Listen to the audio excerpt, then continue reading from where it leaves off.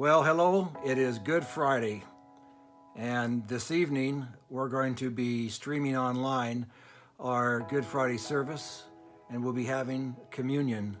I'll say together, but of course that means virtually.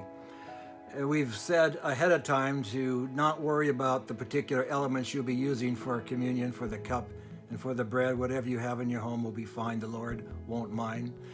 It will certainly be done a little differently this year, won't it? And we're going to have to find some contentment in that.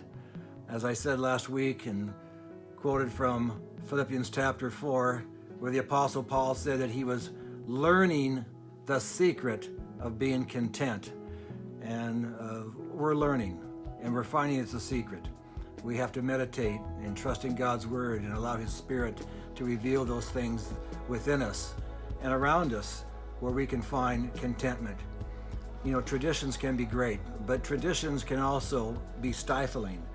And I do look forward to that time of tradition, of coming together on a Sunday morning worship, that time of sharing communion together with that person beside me, sitting in my favorite spot on the pew in the front.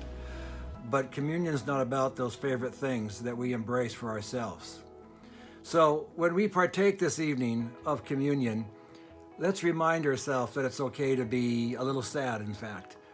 Let's embrace that grief. You know, after all, communion has an element of grief in it.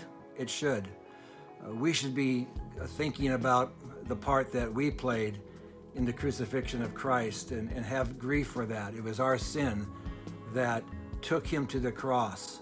It was our sin that caused him to give his life for us, and we're to remember that. That's the focus of tradition, the tradition that we want to embrace, not so much the tradition of coming together and just meeting one another and sharing that good time of fellowship together, which is all good. You know, traditions can be good, but traditions can take the place of the intent of why that tradition started in the first place. So, as you partake of communion this evening, it's going to be different. It will be a solemn occasion, reminding us of the real purpose behind communion. So embrace it and let it be sorrowful, maybe in a number of ways for you. Because remember, this is going to be temporary. This isn't going to be permanent. Jesus' death on the cross and his time in the tomb was temporary. But we knew he was going to be arisen from the grave. So we'll be together soon.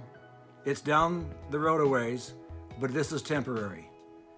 It's not quite yet because it's Friday, but Sundays are coming.